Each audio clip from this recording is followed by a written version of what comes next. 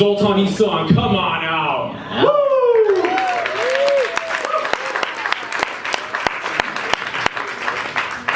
Thank you so much, everyone. Zoltan, your background is fascinating. I love it. So you're like the world's coolest transhumanist. I'm not sure about that, but I am definitely a transhumanist. Yes, and you previously were a reporter for National Geo. Now you write for a bunch of different sources. And yeah, when I looked up transhumanists, you were the first human hit besides all the written pages. And then, feel good? Yeah. A human hit. You wrote a book called The Transhumanist Wager. Very good. Definitely recommend you guys to check it out. And you've recently announced your intent to run in 2018 for a California governor as a libertarian. That's correct. You'll all be able to vote for me if you like. You'll be voting for somebody who loves science and technology. Amen. And your name is Zoltan. It's like you're already transhumanist anyway. So that name. California needs a Zoltan. I feel like Zoltan's like just one level below Xenu in the Scientology. But it's very futuristic. No, again, not to be a skeptic, but that is your real name, right? Because you look like a Scot. He dresses like a Scot, but he moves like a Zoltan.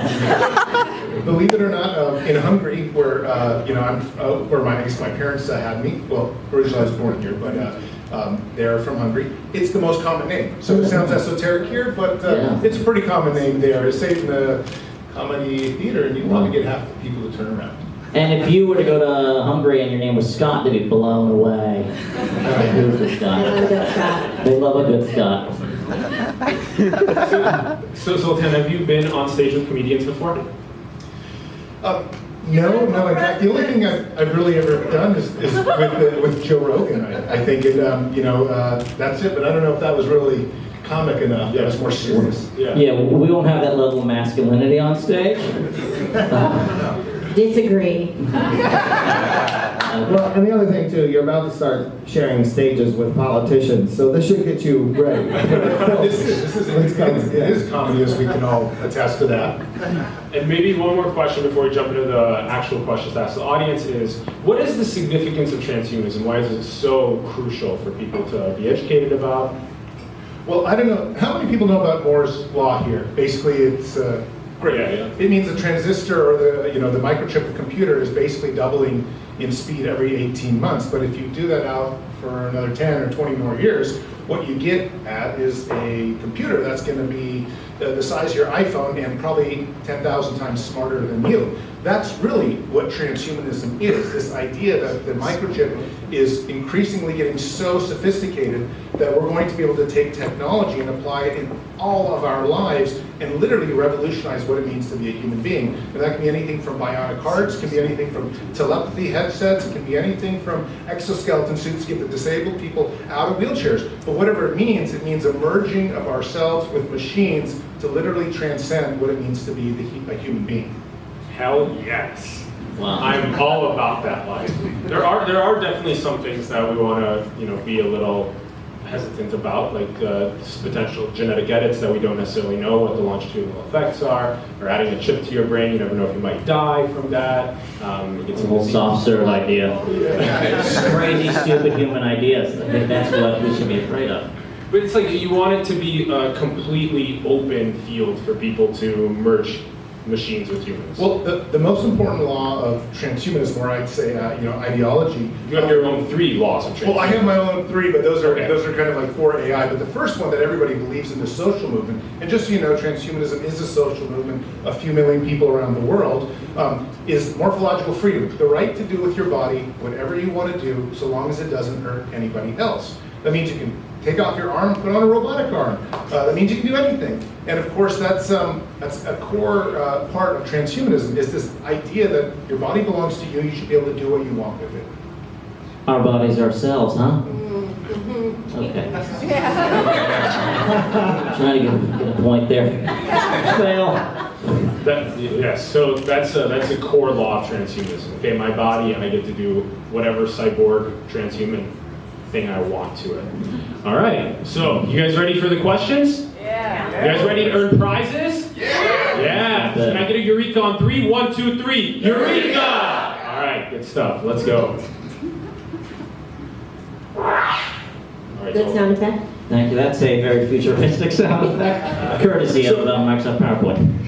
I'm going to be reading the questions out to you. So number one, what is the number one goal of most transhumanists? Live forever! Wait, where did we're gonna pass the mic up. Here we go.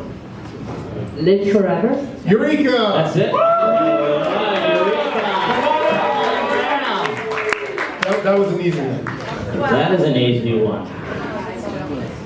That was so fast. That was so fast. Yeah. Who here wants to live forever? Make some noise if you do. Wait, who here doesn't want to live forever? All right, bring out the guns. We know who it is. Get them now. All right. I should have sang that. Who wants to live forever? What song is that? Queen! Oh my God! I'm lame. I get it. I'm totally lame. True. You got a great voice, by the way. So, hey, you want to live forever yourself? My dad wants. Okay. Do you want your dad to live forever? Absolutely. Okay, that's very sweet. Well, right at this stage, we're not at that level where we can live forever. We still die. We get buried. Usually we have a tombstone. That's the kind of way that we live forever. We see the tombstone, we see our name on it, etc. But you know something? Those tombstones, those headstones, they get dirty, they wear down. You know what you need? A nice headstone cleaner, huh? Here we go. This will clean your headstones. How lucky are you? It's a real headstone thing. Do you actually have any headstones you visit? No.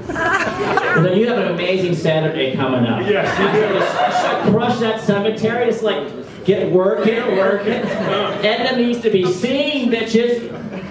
Could I contribute this to Istvan's To my campaign? You could do that. Yes, no. But we would like you to have it. Yes. Yeah, well, you're gonna have to figure that out. I've never heard of a headstone cleaner. Now, wait a minute. What if death is amazing? We don't know. Nobody's really reported from the other side. But if you have the tunnel of light for the near-death experiences, what if it's like a real sweet ride? Well, let me just explain. Very good point. Most transhumanists are not believers in the afterlife. Otherwise, they wouldn't be transhumanists. But what if there's a scientific something or other we don't know about that you shoot into it and you automatically start using 60% of your intellect, which you never could back on stupid old Earth? Yeah. Well, that is possible, and it's possible actually that maybe in some form of the singularity that happened way before us, we are already connected. In fact, a lot of philosophers believe we're living in some kind of box, a paradigm of artificial intelligence that is has all our brains connected to vats and things like that. In fact, I did my senior thesis on brains in a vat, so there's really no way to... Did you actually write it, or you just throw a brain in a vat and say, I'm done? I'm done. There's really no... simulation theory? Yes, it's a simulation theory. And there's really no way, in fact, all the modern philosophers cannot prove that we are not living in a simulation. So there might be some creeps, but I want to say that transhumanists, when we talk about overcoming death, we never say we want to live forever. What we say is we want to control how we die and if we die. It's a very different idea. It's not that we want to say we want to live 10,000 years or infinitely or whatever. It's just we don't want to die from cancer. We don't want our dad to die from heart disease. We don't want our child to die from leukemia. We want to control how people perish, if they perish at all. We want to give people the choice. This guy controlled it. He came back. What's the problem, man? You gotta find it in your heart, brother. I should jump on board, I know. You should jump on board. Look, he looks so welcoming. Oh, and now he's here. Yeah, I mean, and I don't disagree with you, but I do want to say that particularly in San Francisco, there are a few people who do want their dad to die of heart disease, and so. That's a rental issue, isn't it? That's not a down rent payment. is skyrocketing around here. I'm so surprised. So it was probably like 3/4 of the audience does not want to know when they're going to die or how to control their own death. But I mean, you don't want to get Alzheimer's, right? No. You don't want to get cancer, right? No. You don't want your parents to die, right? But those are the ways you're doing it. Just one person. To our parents and to other people we know, and it's something that the transhumanists have dedicated all their energy and all their resources to overcoming. All those people at Google, all those people at some of the biotech firms, we're all together trying to make it so that we don't have to have the specter of death haunting us. We can choose if we're going to die and under what circumstances, and maybe under no circumstances at all. Can you guys hear him okay, or should he bring the mic a little closer?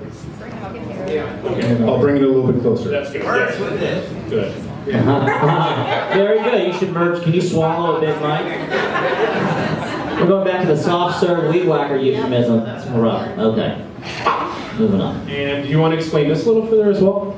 Okay, so for those of you who don't know, I ran in 2016 as the U.S. presidential candidate. I was a founder of the Transhumanist Party, which is a political party that is dedicated to radical science and technology. And this is one of the more crazy, wacky things I've done. To some extent, I'm excited that I did this, but now that I'm one of the leading candidates in California for governor, I don't talk much about the immortality bus. But I did. That sounds like just the name of any rock band's bus. They try to like lure you in. Come on, babe. Why is it the color of his soft serve? Well, it looks like a coffin, and it is a 40-foot coffin. And we drove it all the way across the United States, left from San Francisco, took 4 months, a great road trip. And you didn't win the presidency? That's crazy. No, I know. The 40-foot coffin. We had a huge amount of visibility in New York Times. Everybody else was, we had embedded journalists with us on our 4-month journey.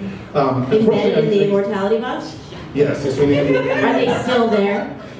Some people are still on it. We put it underneath. Does it still run? It doesn't run anymore. Exactly. Immortality It broke bus. down in front of the U.S. It doesn't even run anymore. What's going on here? The candidates make promises and they get elected and nothing. Are you running now? No. You're taking it over. Here are the keys. I just like to complain about these things. Okay, good. So I drove this 40-foot bus all across the country. We delivered a transhumanist Bill of Rights because, in case you're unaware, and we'll talk about this later, artificial intelligence, robots, all these other things are going to be very smart very soon. And so we're questioning what kind of rights should they have. Should robots in 10 years, when they're smarter than us, be able to vote? And so we delivered a transhumanist Bill of Rights to the U.S. Capitol that starts for the very first time in history to explore some of these ideas. We also explore a number of other ideas about whether people should die, what right we have to live indefinitely, universal health care, and a lot of other, very out there and radical concepts. But we had an open invitation to anyone in America to jump on the immortality bus, and believe me, a lot of crazy and wonderful people did. Awesome. All right. I love this idea. This is so great. It's a great marketing scheme, idea. I like it. This makes a nice post out of that thing. Yeah, you drive around town in an immortality bus, you're going to get attention. And We used to specifically drive in traffic. In major cities, like on the San Francisco Golden Gate. I mean, if you drive at 5 p.m., it's like, you got, thousands and thousands of eyes on you. Yeah, they'd also be pissed off because they feel like they're dying in traffic. And you're like, no, bro, look at this. Coffin in It's this. just fun. It's just a fun bus, not your imminent demise. Do you serve candy out of this bus? No, but we had biohacking things on board so you could get chipped. I have a chip in my hand. I can open my front door and start. Do you my car. really? Yes, I do. And we had a robot on board. We had drones on board. We had No all hand sorts job of jokes. transhumanist things. See the Pornhub login. Is that cool for getting The on the garage plane? door keeps opening and closing. Do they let you through security and not go, sir, there's a chip in you? It hasn't been caught yet in any TSA or airport. Okay, I don't think they're doing their jobs. Yeah. You're like, hey, I got something. Do you feel it at all? No, in fact, I got it injected. Does it itch during the full You moon? can show us where. It's right here. It's tiny. It's the size of a grain of rice. And for surfers, I'm a surfer. You no longer need to hide your car keys and worry about somebody to steal them because you can just go surfing and Focus on the surfers first. Really, who's the vibe? So is that a tiny RFID? Is that what that is? It's basically a tiny RFID, but the new version, and the problem is I have to get the old one taken out surgically and put in the new one, but the new version will allow you to pay with your credit card at Starbucks by swiping your hand. So you can see how everybody is very soon going to be getting. These are not the lattes you're looking for.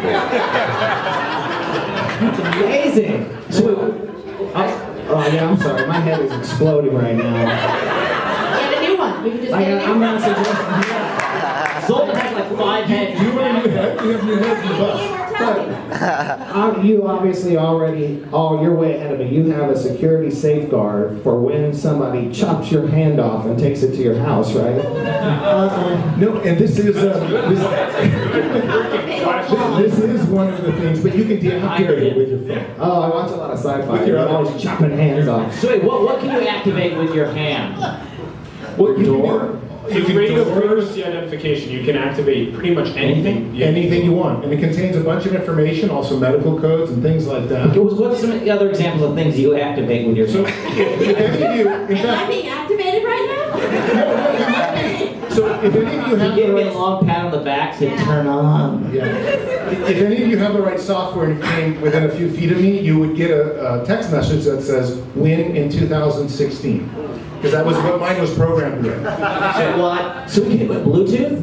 Yeah, you basically go. Jam it as Zoltan.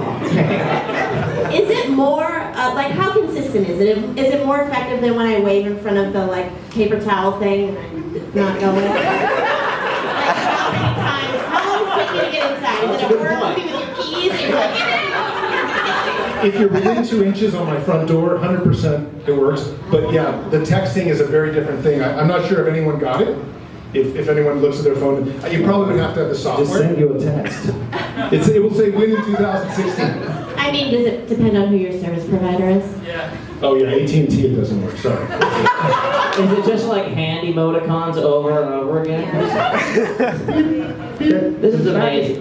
Back in my day, identity theft happened, you'd lose your wallet.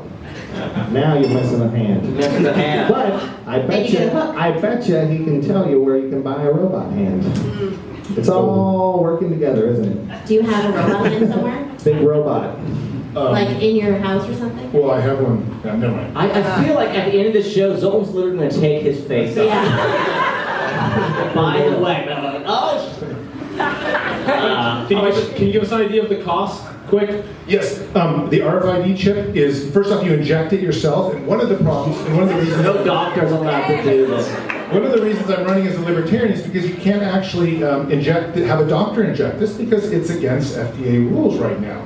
So there are Not against tons Coachella of rules. software out there that you actually can't do to yourself because U.S. government hasn't approved it yet. So you either have to have a friend inject it for you, you can inject it yourself. They're so small, they're the size of a grain of rice, so you can inject them just through a normal syringe or a little bit of a thick one, and they cost about $70 right now. The new ones that can pay with your credit cards, I think they're about twice that price.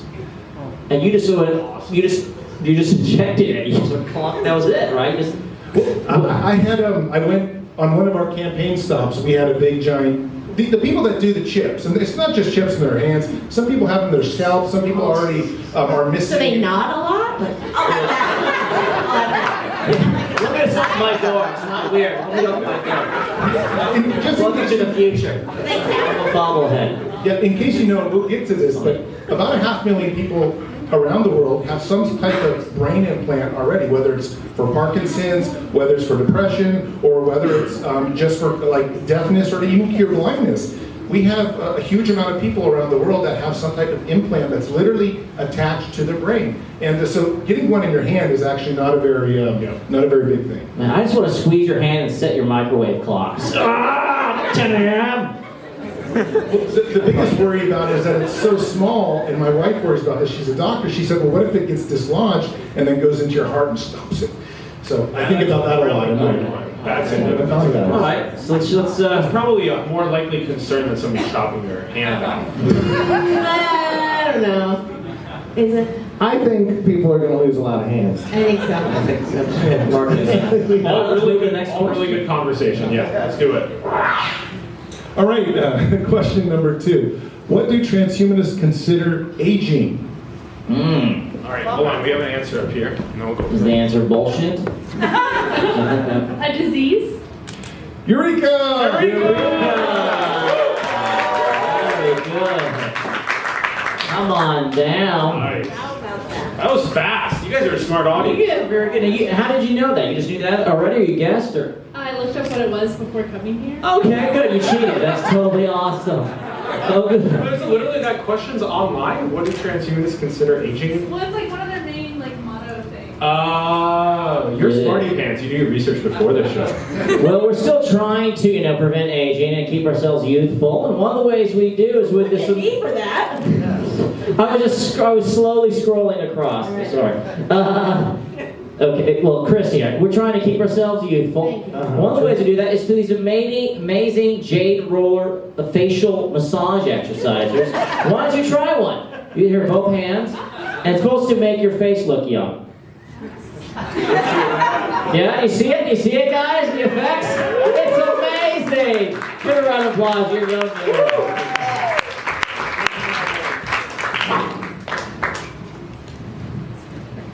That's very true. Well, anyways, yes, aging to most transhumanists is considered a disease. In fact, the Transhumanist Bill of Rights, that was the most important thing when we tried to deliver it, is to convince the United States government to classify aging as a disease. Just so you know, about 100,000 people will die around the world today from aging-related implications. So Per day, 100,000. 100,000. So that's like You 4 realize years high. that all the older voters are not going to like this, right? Like, you just call them all sick, old, aged. They're diseased, you're saying. Yeah. And also if I may, We all guns. suffer. Oh, go ahead. I'm sorry. Go I ahead. was going to say, we all suffer from it. From the day you're born, you're essentially in a time Disease. bomb against aging. You're at your best as an infant. No, I don't agree. I am having the time of my life at age 45, except in the bathroom. The bathroom went first, and then I don't know what's coming next. Okay, so the disease part occurs in the restroom, in the bathroom. Everywhere else you just... Well, I mean, I feel like I look a little bit diseased. I'm not gonna lie. My beard is diseased. So how close are we to being able to, as a world, claim aging as a disease and then pour lots more money at So it? everyone has a pre-existing condition. Still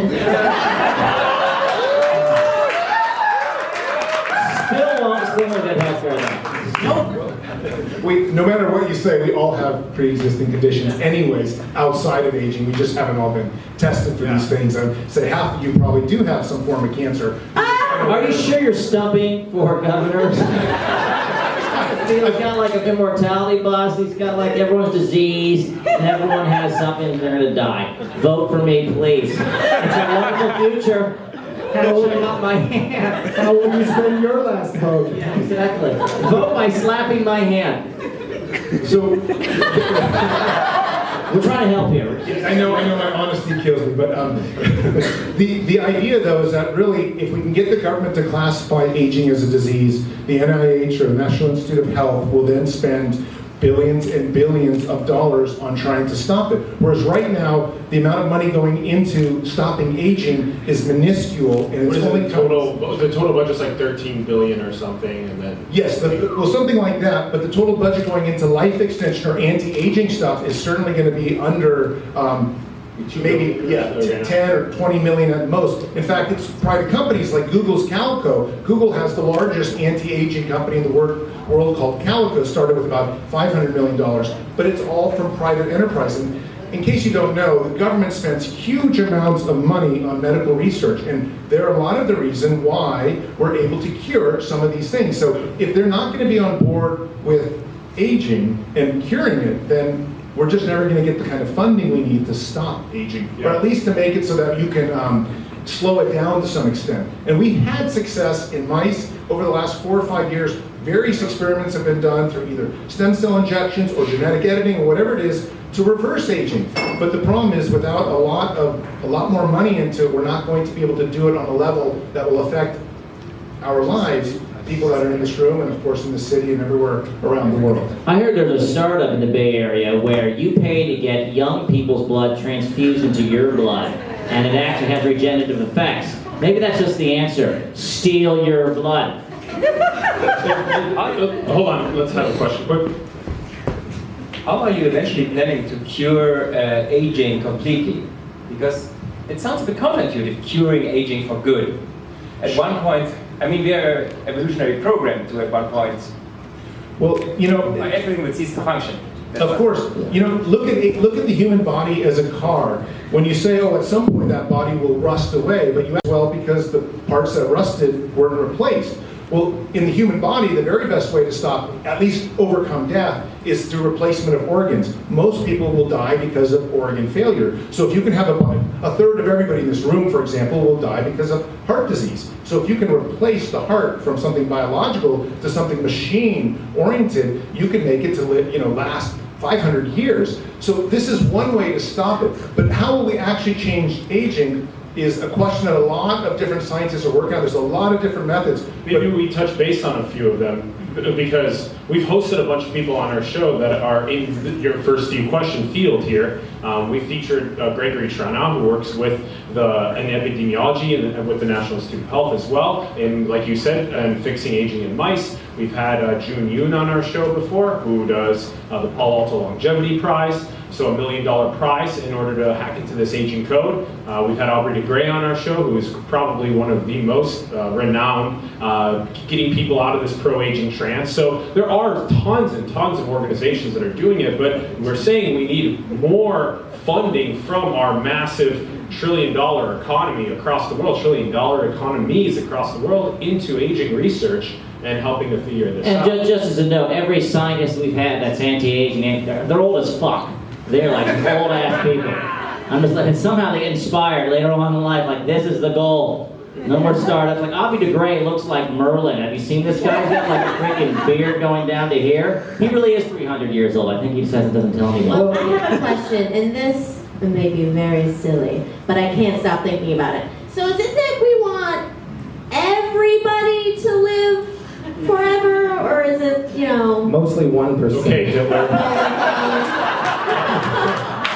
So, in my campaign, I believe That's Plan B. He hasn't told you about that. our Transhumanist Bill of Rights gives every single person in America, and we would say in the world, a universal right to live indefinitely, regardless of any type of stereotype or class or anything else. I think everybody should have it, and I think each person has 6 kids, and then all those kids also, and then all those kids' kids. Overpopulation.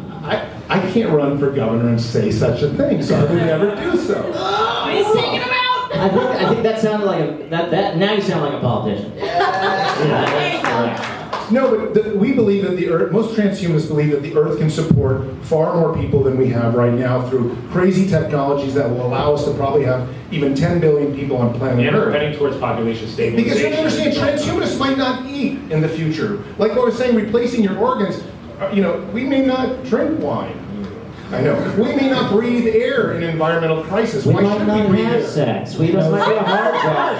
Coming on a Mars. We have the artificial womb. Why would we have sex? You can give your child nutrients. We gotta work in your campaign. Your nightlife sounds. Transhumanism, no eating, no sex. Nobody dies. We're just kind of staring at each other in a room for 10 minutes. I want to assure you that today's voters, you're not going to have to give up hanky-panky. Don't worry. This is true. They're going to be fucking. The microchip we're going to put in your brain is going to give you sexual pleasure like you have never, ever experienced. Hundreds of times. Is that triggered by waving your hand? I'm on board, dude. Don't do that to me.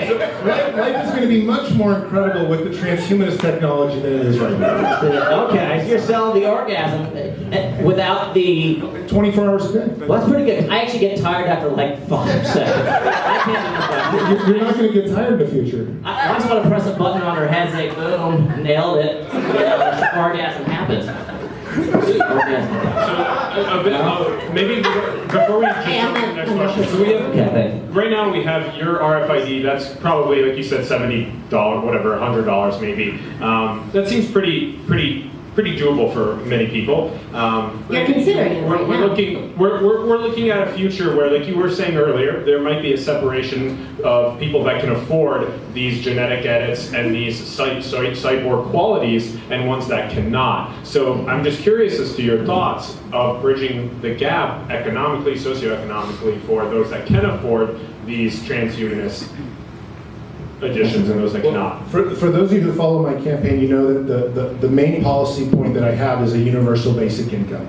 I believe because of automation coming and robots going to steal everybody's jobs, we need a basic income that will provide everybody at least enough food, enough money for shelter, enough money to raise family, enough monies to do whatever they want in the new transhumanist world we're going to be encountering. So I would not want to leave any one person behind. In fact, one of the main things in my gubernatorial candidacy is that I want to eliminate all poverty in California. Hell yeah. Woo! Well, one quick question before we move on. It's always the case though, the 1%ers, the early adopters, right? So if I you know, can live to be like 300 years old, but Donald Trump lives for like 10 million years, I don't vote for you. You know, it's like I don't. You know, if he's like already adopted, you know, advanced, you know, and I'm getting like, you know, I could go to like the deals on Amazon Prime to like replace my organ. It may not be the same. Well, it's going to be like cell phones. You know, at first there were these giant chunky things. They took a few years to get a lot smaller, and at first only the very wealthy had it. But very quickly, within a decade, everybody got cell So phones. you think it's going to be super fast? You think it might only yes. take 2 decades before everyone can afford a neural prosthetic or a genetic edit for intelligence? You think it'll be 20 years before somebody in Africa can, in Central Africa, and in some less than $1 a day economy can afford neural prosthetic or genetic edit? Absolutely. I think it's going to become like all technology, like cars right now. I mean, basically, almost anyone can afford a car in America right now because you can find cars for $50 if you just look carefully that still run. So, where do you look? I know. But He knows a guy, I think is what he's trying to say. You know, ignore the smell of the trunk. It's for $50. $100 you can find them. But technology has a way of becoming incredibly cheap, and cheaper and cheaper and cheaper until everybody can afford it. And I think that's what's going to happen with transhumanist technology. Now the question is, who gets the very best of that technology? Yes. Maybe it always will be the rich that are leading that path forward. But I do believe that everyone's drive going to Ferraris, right? Yes, Yeah. but I do believe everyone will be able to afford a bionic heart. Everybody will be able to afford a neural prosthetic of some sort to enhance themselves and tie them to the cloud. Awesome. Let's go on to the next question. That's just a woman. That's just a woman. She uses Just a patience, woman. don't you? She'll be like, All right, question number 3. What field of science is going to change healthcare the most over the next 10 years? All right, we got something there. Data science? No. All right. Zoltan does not like. Let's head up. Answer correctly, please, Zoltan. CRISPR and genetic engineering? That's such a good answer, but I'm not going to go with that one because it's still a little bit far away. Interesting. That was a very good answer. That was a good answer. All right, we have one up here. Robotics. It's very close, but I still think we should have a few more answers. More answers. AI? I'll go with AI. AI? No. Can we get another AI, please? Biotech? Ooh, AI and biotech combined is getting very close to where we're How at. about AI biotech? Bionics? Yes, bionics is the answer. You're right. Eureka! All right, sir. Now that was running $6 billion in the 70s. You can't wait to see what you have here. So, Zoltan's talking about replacing organs, bionic organs, different types. Well, right now, we couldn't afford a bionic organ. We could afford this regular organ, which we taped a battery to. So it's slightly bionic. I don't know how that works, or what you'll do with it. Do you have any idea what you do with this thing? It's very loose here. It's a loose battery. That's as technically advanced as we get. So enjoy. Give a round of applause. So those are the poor hearts that people can find on Craigslist, right? And that's Christian Slater back there, by the way, telling you that he is the organ vital to your existence. So maybe in the future we could have Christian Slater put to our bodies. I have a question again. Do you feel like anything is necessary to stay human on your body for you to still be yourself apart from your brain? Can I replace everything but my brain and I'm good? It's still me? Or like what? Well, a lot of people ask me actually, what is the line between being a human being and a transhuman being? Right. Some people would say, well, when you've had 10 different modifications, including one major modification, people do have artificial hearts already. So, that would make you sort of a cyborg or a transhuman entity. But I think it's a personal decision. I think you can have huge amounts of upgrades, maybe be mostly machine, and still be very human or mammalian. I don't plan to lose my humanity just because I go through all these upgrades. So we don't have to change the bathrooms at Target.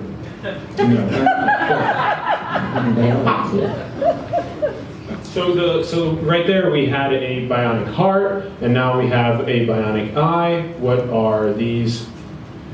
So just so you know, there are 6 at least companies or major universities around the world working on the robotic eye right now. Let's just take, because there are many companies working on very different organs. Some people just recently announced that they now have a machine or a bionic pancreas. Others are saying they can either 3D print something like a liver. There's all different ways to make your organs better. And like I said, if you have major organ failure, you generally die. So the key here is to make better organs. And the robotic eye is the most interesting one because you can already the FDA has approved something like this Argus 2, which is a bionic eye, which will allow people that are basically mostly blind to entirely see, to cross this crosswalk or to navigate their house. And in fact, those people that have artificial eyes can actually see closer, more telescopic vision than you and I have. So in many ways, it already is transhuman vision. But the robotic eye, because we have 2 eyes, is sort of the holy grail of at least financially speaking, of some of these companies, because what people want to do is stream media, Facebook and all these other crazy things, as well as HBO, whatever, directly into your optic nerve, so you can bypass your human eye and be able to get this kind of media information directly into your brain. And that's one of the reasons that the robotic eye is going to be so popular. The other reason is because it's always going to be on. So if you have a child, you're going, like in a crib, you're going to be able to see a black widow in the corner without even looking at it, because it's going to be, kind of always aware of those things. Your robotic eye will be able to smell smoke. It'll be able to see different types of carbon monoxide. These are reasons that people want to upgrade themselves, just because it's not because it's so weird or, it's because it actually adds a huge amount of functionality to your life, and especially safety. Well, one thing, in terms of like improved vision, I have like an HD TV, everyone's skin looks like crap. Yeah. So if I had like a bionic eye, like everyone's just like pizza faces, because I'm looking so close. You might know a little bit too much, right? Do I? Oh, well, yeah, like I see I can see the bugs on the person's. Well, also, if the bionic eye can smell smoke, aren't the people at the bionic nose factory bummed? And that's exactly why nobody's working. There's the bionic nose, people are, the amount of money going into bionic noses is tiny for that exact reason. Exactly, yeah. Wow. And okay, so you listed a bunch of really useful applications for the bionic eye. And one of them that you planned in my head was, well, might get this microscopic vision. I can zoom in and see molecules or atoms potentially. Or if I look up at the stars, I can zoom up and see Jupiter or the Vega or a different star. I mean, or the germs on your neighbor. Yeah, there's so many things. All your social security numbers right now. So you could really creep out people if you're like a stalker. You just have this eye. I can see you. I'm 2 miles away, but I know where you are. Keeping my eye on you. A lot of this is built on people, living forever and being like good people. It's going to be pretty rough if some bad people can see all the molecules, right? No, I agree. Wait, now how close are we to actually installing the bionic eye? Has that happened already? Yes. No, we already have manufacturers that are working on a bionic eye, and we have people that are already experimenting with trying to put media directly into your eyeball. The FDA has approved a version of this already, though it doesn't look as clean as that. It's more of a camera lens that's tied into your... I bet like in 2 months we're going to see like blood coming down your eye. Like, I tried it at home. I just did it myself. I injected it. Just inject it. Would you get a bionic eye as soon as you feel it? Yes, because we have 2 of them, so if one goes wrong, you're always going to be able to just say, oh, well, I still have a good eye. Wait, 2 bionic or like 1 organic and 1 bionic? One organic and one for running all the other different measures. Oh, so you only need 1 bionic. Well, that's why this is why this... Think big, dude. Yeah. Me too. Get a 3rd bionic eye in the center, Get spiritual about it. Super Go woke. all in. Your whole arm's just eyes. And to be honest with you, I actually have friends that are experimenting with this because You don't need your eyes in the front of your head. What you need to do is tie into the optic nerve. Yes, Actually, you can have one in the back of your head. In fact, a lot of transhumanists Zoltan snail map. wonder why we don't have eyes in the back of our head. When you're running away from that tiger, we should have had eyes in our back head. We don't know why we didn't evolve with it. Very good point. I think about that all the time. What if the bionic eye could pop out and kind of like, you know, kind of look behind you? Well, this is the great thing, is it might be a little bit of a drone. It can follow your kids to school. It can. We're all voting for him, by the way. We got that. We're clear. All right, let's All the women are very dubious of all of this being able to follow around. Anybody still want to die? All right, let's do it, All Zoltan. right, number 4. What is the most potentially important and disruptive science of the 21st century? All right, we've been All right. I think it's bionic eye. To be honest. artificial intelligence. Yeah. No. That's a good guess. All right, we have an It's answer. debatable on that. What else do we got? IoT and data science? No. Internet of Things and data science. Those amazing toasters. It's been said tonight. It's been said. Yeah. I think it's genetics and modification. Yes, it is genetic editing. Eureka! Eureka! Good answer. All right, we have for you evolving ourselves, redesigning the future of humanity, one gene at a time. Yes, you plan to, if you had the chance, edit your genes? No, definitely not. All right, good. I'm glad we're I just love that we're talking about slowly turning ourselves into machines, but we still really need someone to run around with a microphone, or we just can't hear. Especially like we're far bionic away from ears. it. We're working on that too. Well, we need to have the airwaves so you can. And monkeys here with 4 asses. So this is genetic editing. I mean, this is stuff that is very close to possible right now, if not already, within 12 months. Who's hiding the monkey with 4 asses? Is that like the best keep part of petting your zoo work. ever? Watch the monkey twerk. Now, I've seen an interview with you before where you mentioned forearms as something that people might like to do. So why should we be limited to only 2 arms when you can have 4? And especially if you're, let's say you're construction or you're, waitering or waitressing or whatever it is, maybe it's more useful to have more limbs. Why should we limit ourselves? Do you want 4 arms for you? Not right now. What is your But open to it in the future, sure. what does your wife think? She like, yeah, I want extra arms on my Zoltan. No,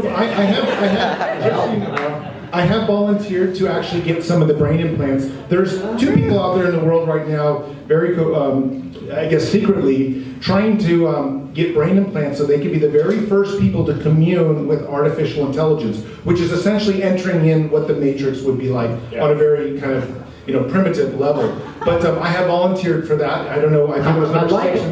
how you slipped in the word secretly. Well, let me tell you why it's secretly. It's because in the United States, nobody knows. Find out. Are you religious? You're all Okay, this will be awkward. You are a problem. Get out of here.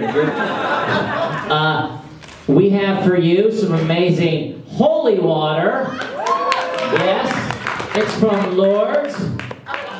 It was, or Lourdes, whatever. I'm not religious. How do you pronounce it? Lourdes, yeah, whatever. And it was ordered off the internet, so it's real. And it does say here, do not drink. But I bet you can drink this thing. You really, what will you do with the holy water? I guess just drink it. Drink, okay, good for you. Okay. Don't drink it. Don't drink it, actually. We don't have liability, this show. Do not drink. We want to be sued.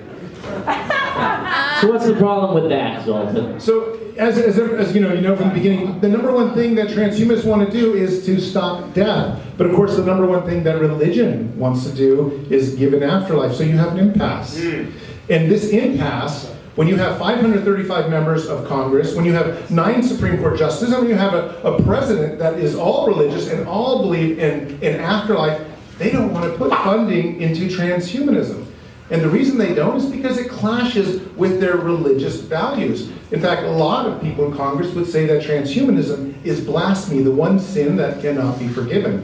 So this has been one of the main reasons that transhumanism and crazy things like genetic engineering or some of the radical types of technology are not catching on. I mean, if you think abortion is a conflicting issue in the American psyche, trust me when I talk about people growing, tails or fourth arms or, whatever kinds of craziness and chips inside their brains, multiple chips.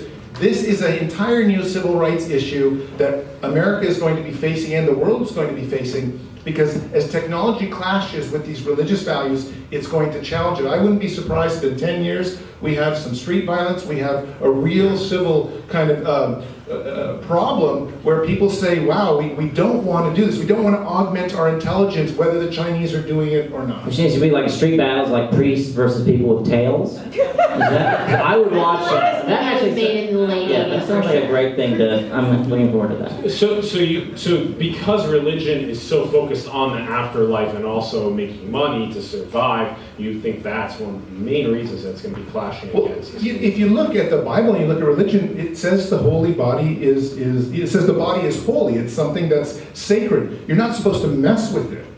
And all of a sudden, transhumanists want to come here and upgrade the entire thing. We want to get rid of the flesh and merge with machines. This is something that completely goes against most biblical scripture. And so when I traveled across the country, and I was, historically speaking, the very first visible atheist presidential candidate, everybody got quite upset at me. But if you were not religious, then you were willing to accept morphological freedom, transhumanism, some of these ideas. Now, obviously, Christians and other religious people can accept transhumanism, but they're not going to be able to hold to some of their strict scriptural values. They're going to have to bend them and say that this was all part of God's plan. Trans-Christianist. Yes. There we go. Yeah, you have like a Bible chip installed in your brain. Like, check all these scriptures I know. This is amazing. Most churchgoers don't understand transubstantiation, so you just mix with the language a little bit. And we have a surprise. Bonus question. The bonus question, what is the singularity? Sounds like a movie starring Keanu Reeves. I think it may have been. Who wants to take a guess? All right, let's go up here for a guess.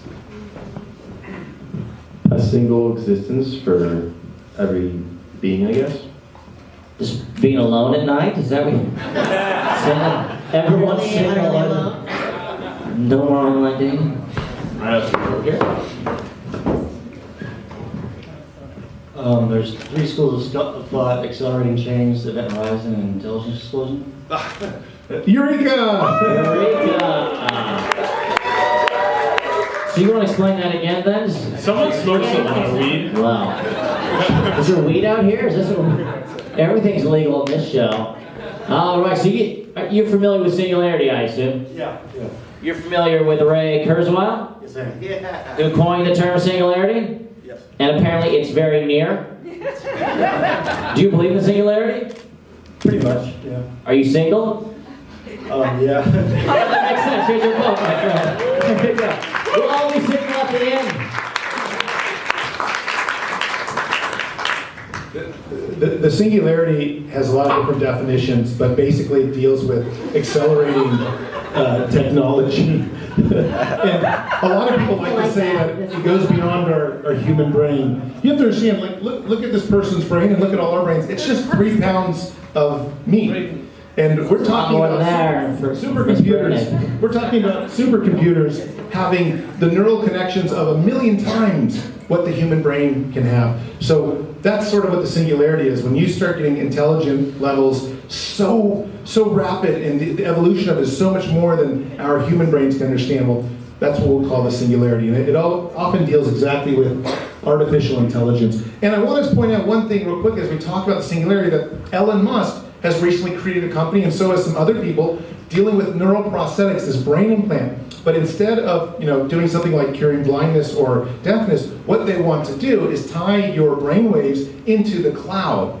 And that will be one way that human beings can actually go through the singularity. It won't just be an artificial intelligence going through the singularity. It'll be ourselves, because we'll be merged directly through our own brainwaves with this AI. Is that not what the comment section is already? It's not going great. I know, that's why I know a lot of people don't like it. Zoltan, what is a transhumanism Eureka moment that you've had?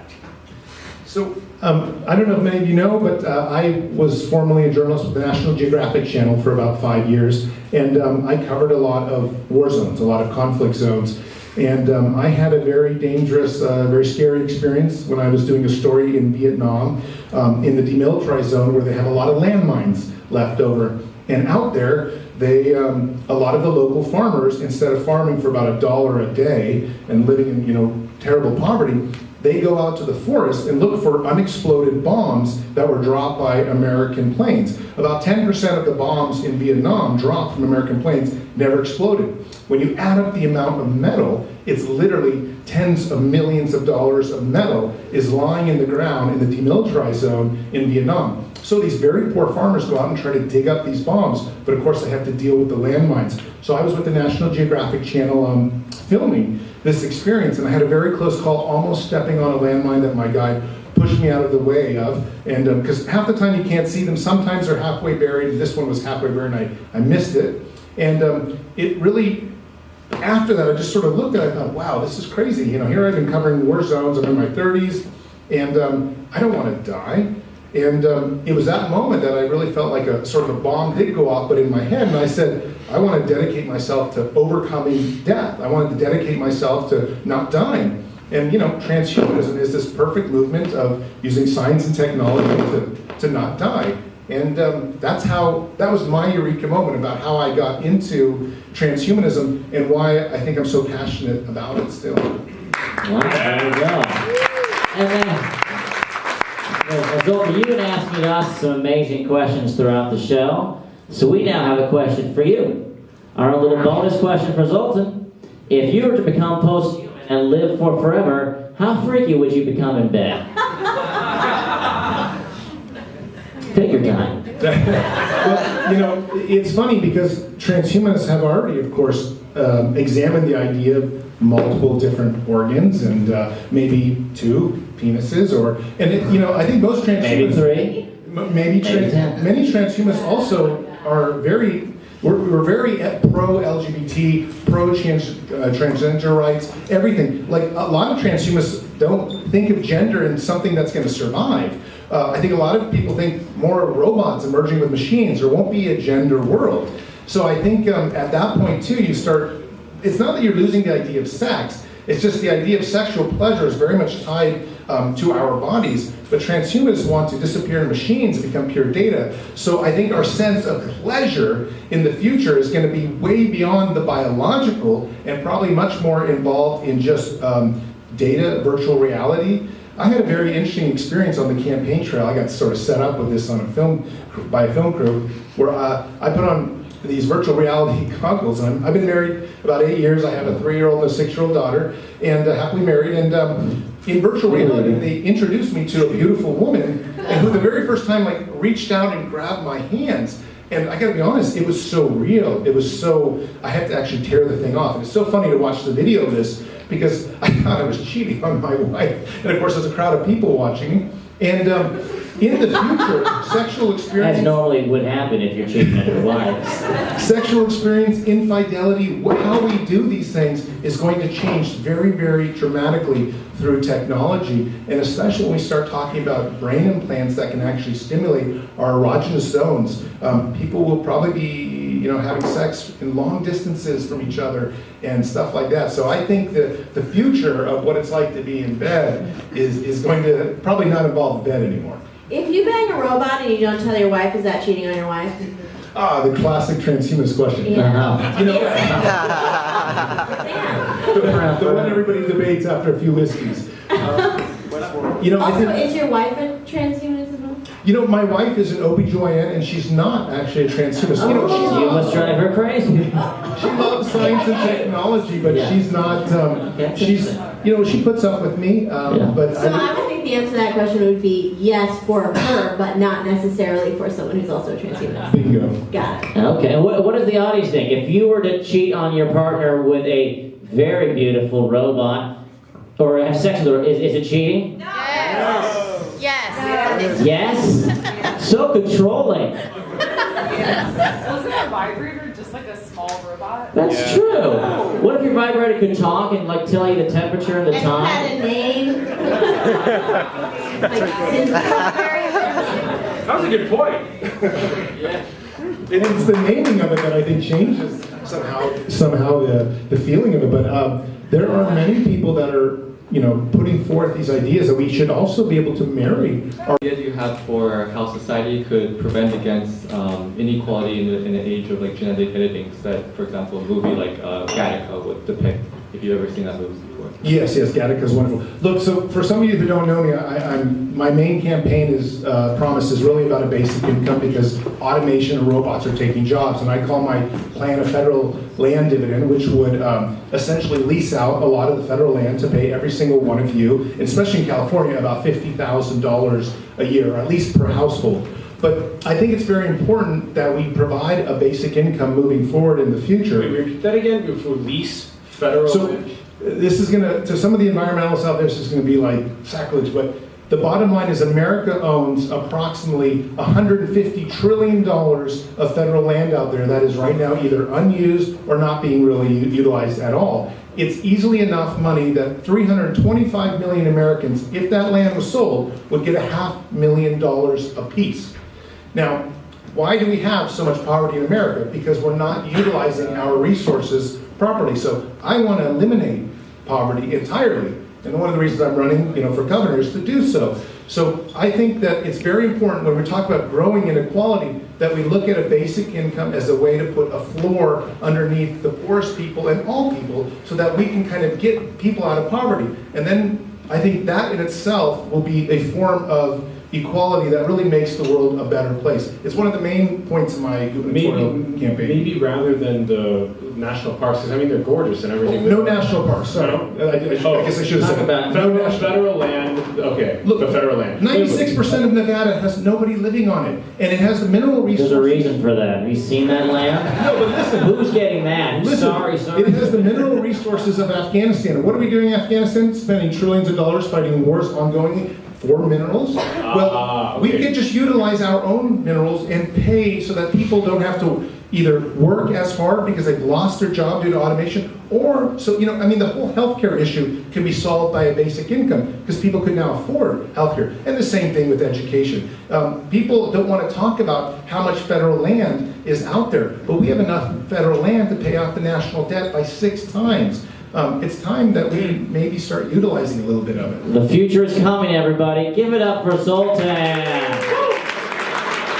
Give it up.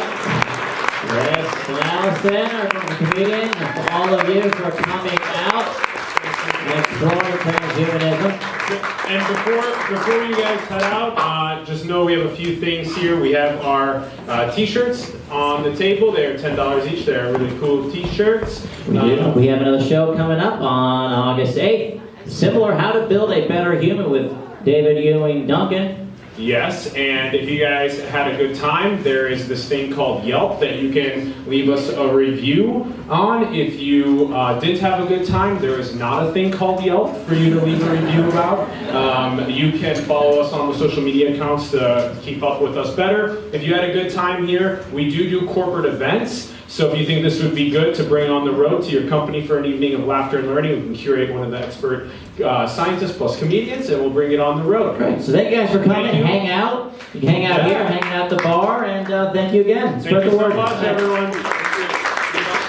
Neurosurgeon will do this surgery. In fact, one person has to go to Honduras to get somebody who's the best place. And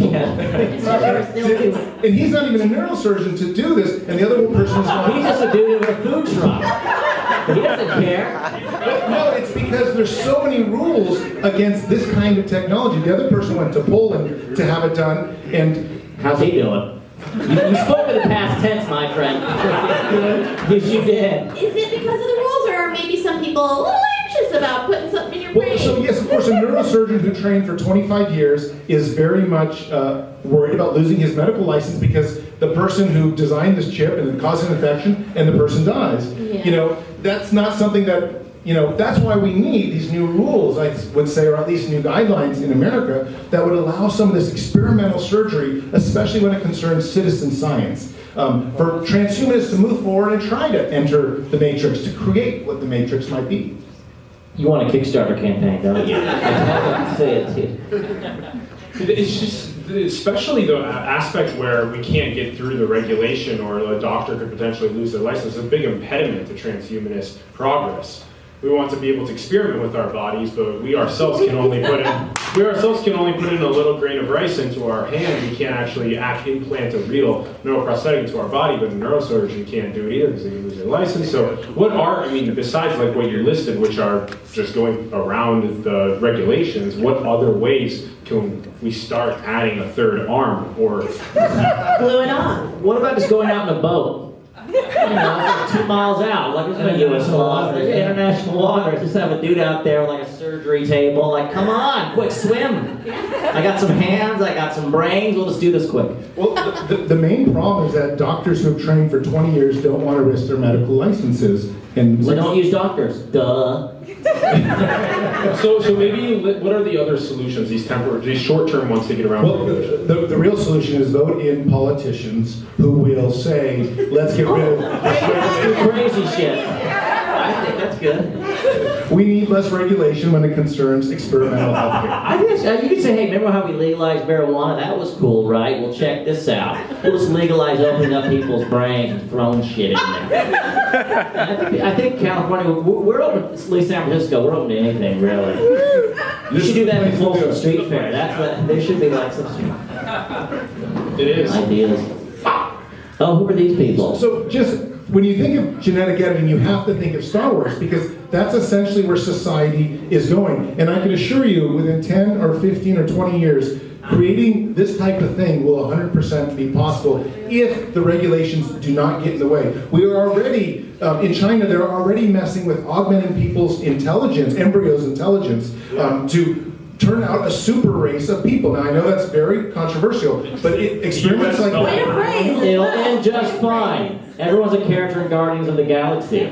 No, it's actually a big concern for the United States because we're too regulated. We're not enabling genetic edits in embryos, and so we fall behind in terms of the intelligence rates. There's no question that China is probably going to be the most advanced transhumanist nation within the next 5 years. And the reason is because we have a very conservative government, and especially our vice president is directly against some of these new technologies. And just so you know, genetic editing could literally, hopefully wipe out cancer. I even have friends, just to give you an idea how powerful this kind of technology is, I have friends who are trying to splice plant DNA to put into their skin so that they can actually get photosynthesized from the sun. So you can literally end world hunger as well. Did they take LSD before they... I just feel like, did they even know that would work? I mean, what are they saying? I'm gonna fucking plant this tree in my arm and then fucking just put the sunlight.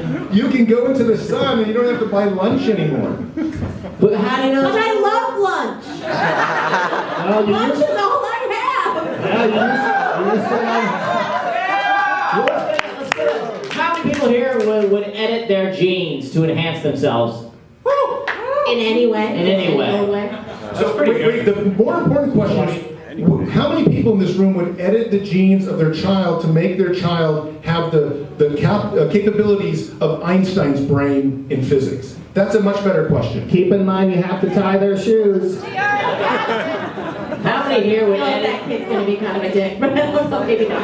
Let's say you're going to suffer when you're 70 years old from Alzheimer's. Would you at least want to postpone that to 100 and suffer from a different disease that we don't yet know about? Maybe. Or would you rather just not know who you are and fuck a bunch of sex robots? Pretty good. If you can't remember, there's no guilt. Yeah, just hurt your family, not hurt you. Genetic fears of your But you should genetic, yeah, exactly. Engineer them so they forget the sex robots. As long as I can still have lunch, I'll do all that other We're talking stuff. about sex robots. Okay, that's a question. What's your Sex take on robots? sex robots? I In a very passionate statement. Sorry. I just went sex robots and I just reached out to you. I haven't done them yet. Okay. You give it. All right. I'm sure you will. Strangely But short I answer. support it. Support it. People in the audience have. That's. Wait, who here would have sex with a robot? I would. Okay. No shame in that. What about marriage to your sex robot? What's that? Marriage to your sex robot. Oh, who would? Okay. Would you marry? That's a lot of commitment. And next you'll be marrying your robot dog. Yeah. It's a slippery slope, isn't it? God forbid. Oh, I would have a robot dog though. Would you? I might have had one. Like, you know, I'll show you. All right, let's go on. Okay, number 5. Do deafness and blindness still exist? Like right now? All right, hold on. Right? We have an answer from a young whippersnapper. Yes. Eureka. The answer was yes. No. Wait, what's okay? Does someone else have an answer to that? Wait. There's a 50-50 on Do you this want to one. try the other answer? No. Eureka! Come on now. So, they don't exist? Have you spoken to deaf and blind people and told them this? I'm just curious. How about here? All right, we have for you. Do you know actually who one of the most famous deaf and blind people in American history was? Chuck. Say Chuck or Chug? I'm giving him a beer. Oh, Trump? Well, that's true. Okay, but not figuratively speaking, but like actually deaf and blind. Nope. Okay, well, this is all history. Do you guys know, right? Yes. No better way to understand history than through a Helen Keller finger puppet. You can put that on. There you go. Boy, you're going to be the cool kid in class. Trust me on that one. Show that to everyone. Round of applause. Good job. So do you go out and actually tell as many deaf and blind people as possible, hey, have you guys heard of this before? Not if they're boners. Run away from their stick. Look, if you meet a deaf person, they have chosen not to have a cochlear implant, or they have a medical condition that would say they're either something, it doesn't work with them, but they haven't heard about it yet. Or they don't. So like, what's this behind us right here? What are you? They haven't read it yet. So, deafness. There's some great documentaries out there because there's a whole culture of deafness, and a lot of deaf people don't want their children, for example, who are also, because it often follows a genetic course, not to also be deaf. When the technology now exists, there are 300,000 people, I think 124,000 Americans who have cochlear implants that tie into their hearing nerve so that they can hear. In fact, a lot of the signals or the frequencies they can hear are frequencies that our human ears could never hear. Yep. So if you see somebody who's deaf, they've made a choice to not have that technology, or maybe they've just somehow haven't gone to the doctor or whatever, but there's a huge amount of technology out there now that will allow basically all deafness to be enhanced so that you can hear at least something. Which is potentially not a good choice for the health if they choose to remain deaf or blind, because it limits their access to potentially hearing somebody call them for help, or if their lives are in trouble of some way and they can't respond to it.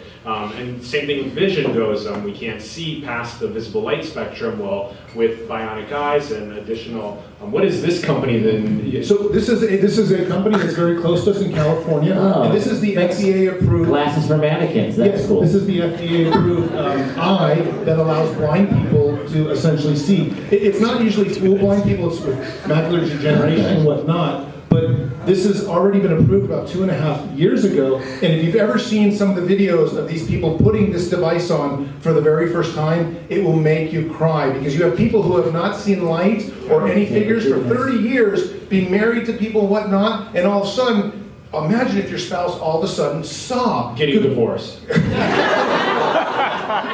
It's very heartfelt stuff to see somebody who hasn't ever seen light in their brain to understand what it means to see something.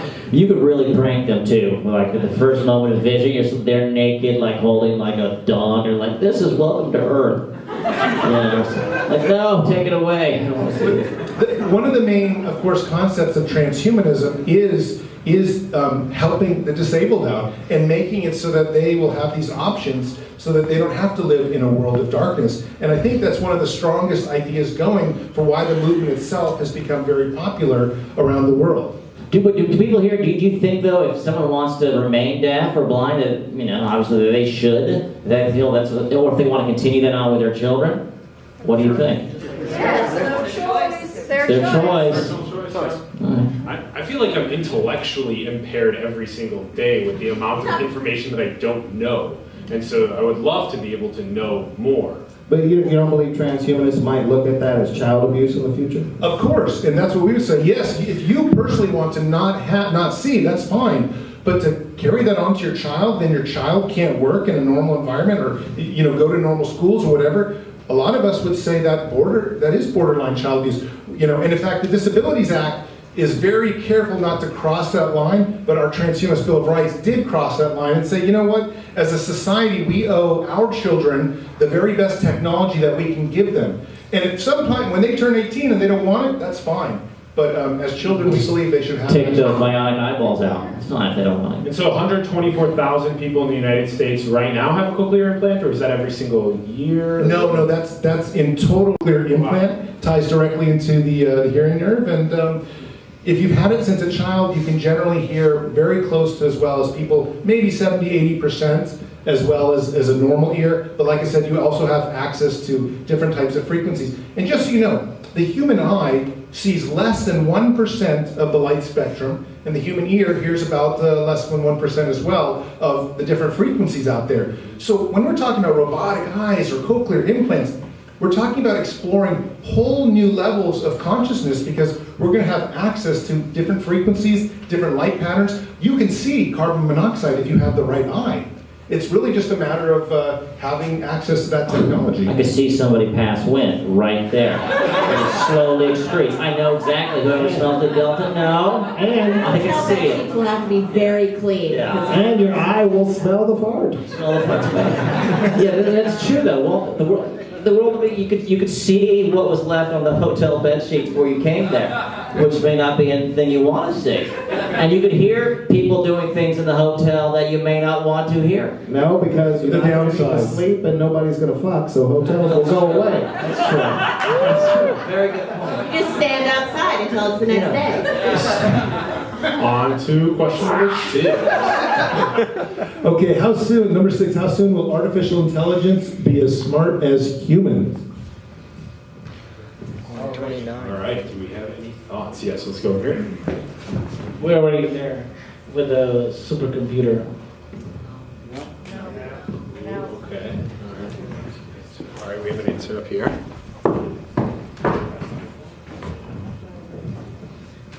30 years, unless humans integrate AI into themselves so they never catch up. No.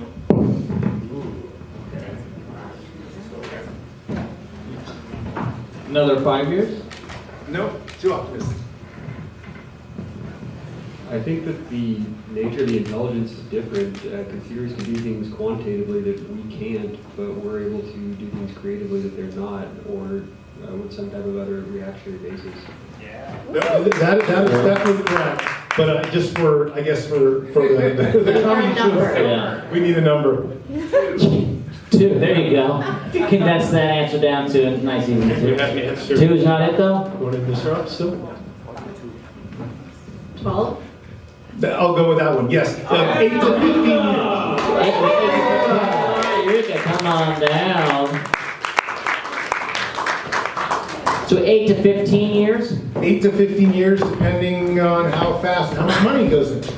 All right, for you, we have this wonderful Eureka t-shirt that has a brain on it. And to complement that, we have a nice squishy brain, which, trust me, will never be smarter than your own brain. You're welcome. Round of applause. Oh, see, look, here's some of your robots doing amazing things right here. This is feeding. Look at that. Look at that. Oh, look, ketchup. So good. Man, I have no fears at all about the future of this program. Look at that. Trash done. Easy. I would really think twice about laughing hard at these YouTube videos if these fuckers are going to be conscious in a decade. Maybe don't make fun of robots for a few years, huh? Well, there is actually... Just make fun of the deaf and the blind. Yeah, no, Deaf and the blind, yes. We'll mock the deaf and the blind. Stay safe. There's actually a sort of a religion out there called Robos-Vestlik that essentially says that at some point in the future there will be an artificial intelligence that will be so angry at everything we did to it now before it was born. And so there are a whole bunch of people that are already being very nice to AI, like presenting Transhumanist Bill of Rights to the U.S. Capitol in preparation for that. Is that like just like French kissing, like Alexa, your Echo? And your Echo? Is that what that means? I was like, I love you. You know what I'm thinking. It's probably a safe bet. I mean, I think it is. Let's take an audience question. Well, I just want to comment that I've played a lot of The Sims and Roller Coaster Tycoon. And Thank you. so, All right. you know, sometimes you don't finish the roller coaster. And now I'm just a little bit worried about those little park goers and how they feel about that.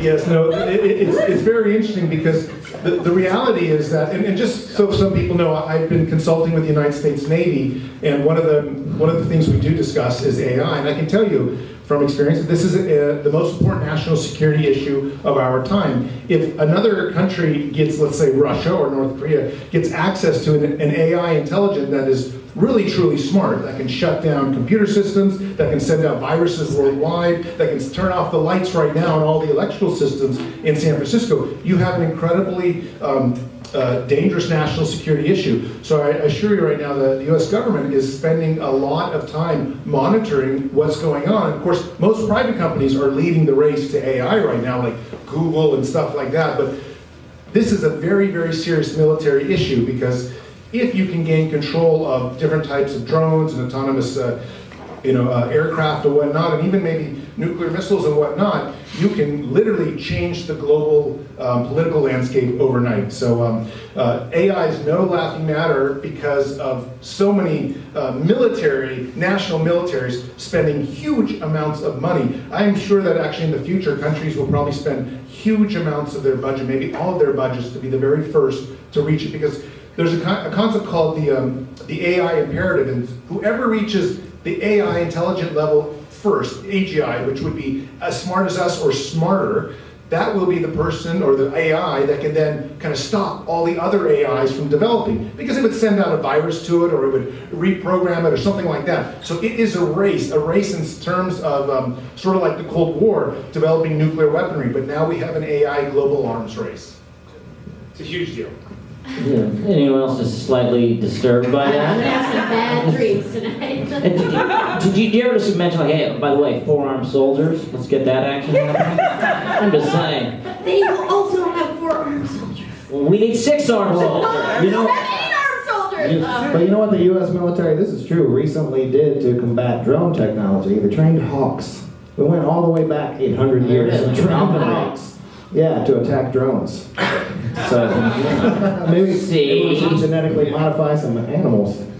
So what gave you the timeline of 8 to 15?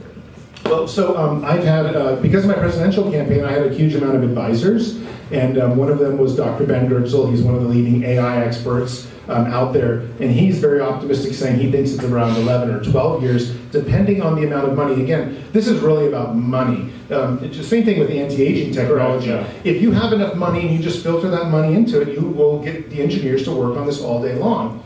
And because AIs could be potentially so lucrative, it does have already tens of billions of dollars going into it. In fact, a lot of experts think that the very first trillionaires on planet Earth will probably own artificial intelligence companies. Absolutely.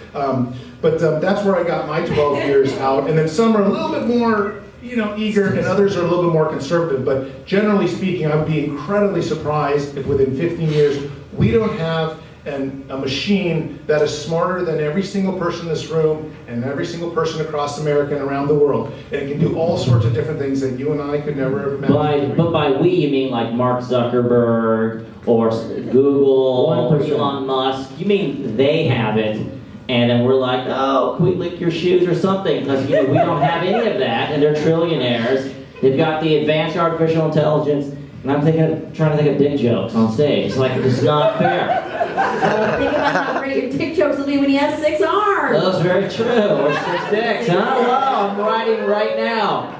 And a lot of those people are in favor of universal basic income, and that's one of the things that you're very in favor of.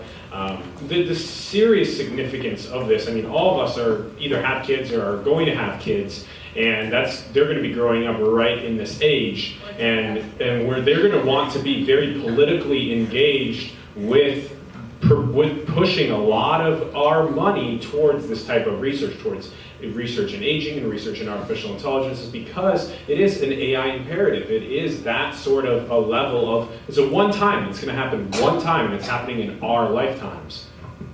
Yeah, there's no question that AI is going to be much more influential and impactful in the world than the creation of the nuclear weapon or the atomic weapon, because it's going to have entire giant military and socioeconomic ramifications when all of a sudden you can ask a machine any question and it's going to give you an answer that is far better than anything we've ever. Every single textbook we have will probably be rewritten within 3 or 4 months. And of course that AI is then going to start upgrading itself very quickly, and probably within a matter of years it could be 1,000 times smarter than us, and then 10,000 times smarter. And we'll get to the question at the very end, which discusses a little bit about the singularity, but that's where all this is heading, and we're talking about it happening. And most Silicon Valley experts will agree to this, that this could happen in as short as 15 to 20 years, this moment when an intelligence just completely becomes so super smart. And we just need all these servers here. Oh, look at that. That's how amazing. And then they're like busking for change on the street. And we have IBM Watson's already making music, and this is interesting, having like an actual symphony of robots playing. Imagine if that was like every concert at Coachella. You know, it's just robots. That's all I it is. assumed that's what it was. I didn't. That's probably, yeah. It's staged? Is it staged? This is staged, right? This isn't real. There'll be no COVID. I assumed it's a stock photo, and also in the future when we all live forever, we're still going to have stock photos. But amazing Those are stock like- photos. Those are tiny. You just can't tell, right? They're like the size of a finger or two or a hand. I bet they're a decent size. But hey, that was nice. Let's move on. All right, number 7. What document was delivered to the U.S. Capitol recently to promote robot and other sapiens rights? All right, we have an answer. The Transhumanist Bill of Rights. Eureka! Eureka! Come on down. Oh, and what do we have here but the Transhumanist Bill of Rights? Woo! Have you been convinced? Do you want to be a transhumanist? I already am. I'm a member of the U.S. Transhumanist Party. Well, damn. You got a chip in here you want to show us? Not yet. I'm working on it. Okay, sweet. So, all right. So you know about the Bill of Rights. You read it? All right. So you want to read like maybe just what the sentient entities, what that encompasses? Human beings, including genetically modified humans, cyborgs, digital intelligences, intellectually enhanced, previously non-sapient animals. Smart monkeys. Any species of plant or animal which has been enhanced to possess the capacity for intelligent thought, and other advanced sapient life forms. There we go. Give a round of applause. All right, transhumanist. Okay, that sounded like it included animals. Did that include animals? Dolphin eggs. Well, so when you start thinking about genetic editing, we're going to make any kind of thing, your dog. In fact, so let me tell you a story. My cat, unfortunately, of 14 years, recently died, and I had the opportunity to cryonically freeze my cat, but I chose not to, and one of the reasons is because I wasn't sure I wanted my cat to come back and be implanted with a chip and become smarter than me. Because I don't know if I was really... They're kind of jerks sometimes. Well, you know what? He's like, I want you to be my pet now, and this is the Are we not future. worried that they Smart cat will murder you. A smart cat will murder you, but also are we not worried that they can't exactly give consent for something like that? So in the future, because of genetic editing, we've already, the Chinese have been creating dogs that have these amazing muscle masses. We are already coming to a point where you can create, different types of animals with a lot more IQ than they would normally have, and they might become very, very intelligent. You We're know not going to have something? different species. You know, Speciesism is going to exist. If a cat had 180 IQ, it would still do exactly what it does. Jack shit and let the owner take care of it. 'Cause that's a smart thing to do. If I was that intelligent, I would just lick my butthole and just be petted and eat food. Done. Smart. Yeah. Good. Oh, this guy may have a question. Okay, well, all right. Oh, wait a minute. So far, we haven't, no one's talked about the ethics of any of this. What are you- There's none. All right. You need a chip in your head, my friend. Get rid of that ethics part of your brain. We're comedians. We don't have ethics. Yeah, that one away. Okay, well, let me... Remember, we started with the ethics, though, right? It's your body, it's your choice, right? That's important. But I think... It's your cat, it's your choice. Let's touch base on animals and kids quick. We do, yes. The next question, I believe, is actually about ethics. All right. Well, when did you do that? When did you... That's Zoltan on a Sunday, by the way. He's in his garage. When did you deliver the Transhumanist Bill of Rights?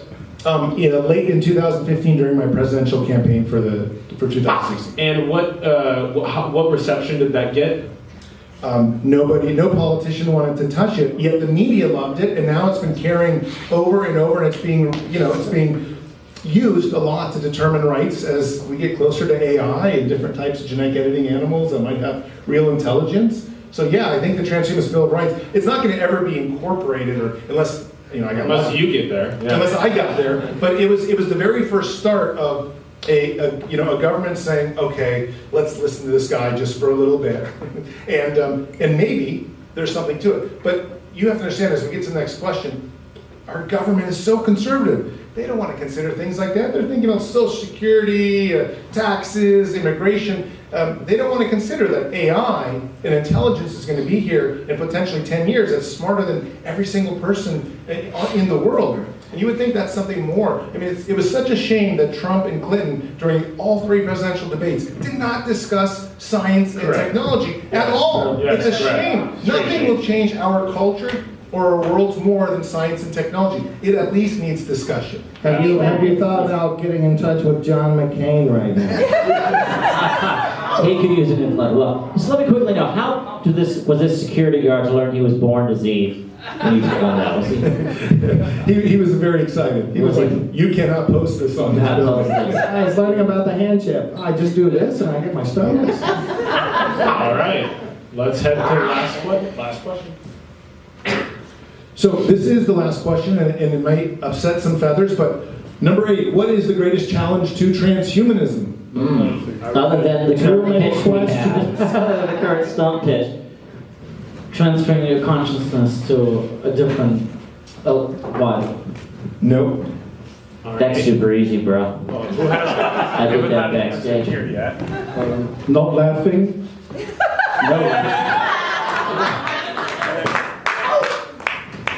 Gender selection.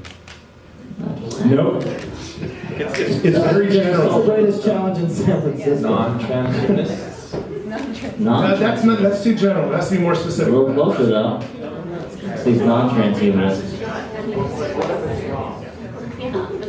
Psychological inertia, immersion, stopping the progress toward transhumanism. It's close, but it's not specific. Okay. More specific. Does anyone have an implant in their brain? People not understanding technology or being afraid of it. No, you gotta get very specific. So what kind of people I feel then? like ethics guy knows. All right, here we go. Go ahead. Ethical dilemmas and also inequality between transhumanists. No. Those are totally cool. Okay, think. Wait a second. Think Religion. of what. Did you? Eureka! What is it? She said Religion. Come on down. You will be saved.